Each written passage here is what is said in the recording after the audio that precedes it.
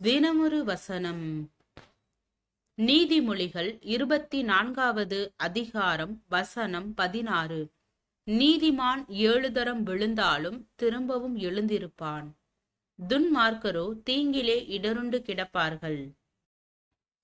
Thomas Edison விஞ்ஞான கண்டுபிடிப்புகளின் மன்னர். அவர் ஆயிரக்கணக்கான அறிவியல் அடிப்படை சார்ந்த பொருட்களை கண்டுபிடித்தார். டெலிபிரிண்டர், கிராமபோன், மின்சார பல்பு, ஒலிபெருக்கி என அவர் ஏராளமான புதிய கருவிகளை உருவாக்கினார்.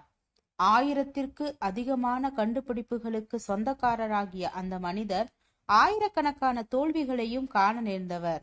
ஒவ்வொரு கண்டுபிடிப்புகளும் பல தோல்விகளுக்கு பின்னரே வெற்றியடைந்தன. தோல்விகள் எவைகளை நாம் எப்படி செய்யக்கூடாது என்பதை நமக்கு தெளிவாக சொல்லுகின்றன என்று அவர் நம்பினார். வெற்றிகளை விரும்பும் நாம் தோல்விகளை காண நேர்ந்ததும் துவண்டு போகின்றோம். ஒவ்வொரு தோல்வியும் இன்னும் நாம் மாற வேண்டியது இருக்கிறது என்றும், இன்னும் நாம் வித்தியாசமாக யோசிக்க வேண்டியுள்ளது என்றும், இன்னும் நாம் தொடர்ந்து பிரயாசப்பட வேண்டிய தேவை உள்ளது என்றும் நமக்கு உணர்த்துகின்றது.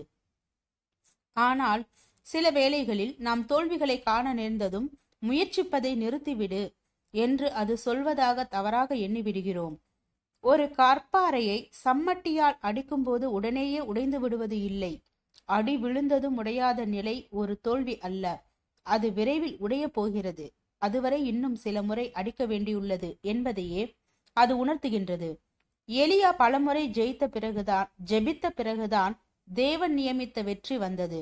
மோசே எகிப்தில் பலமுறை தோல்வி அடைந்தான். ஆயினும் வெற்றி பெறும் வரை போராடு என்பதே தேவ வழி நடத்துதலாய் இருந்தது.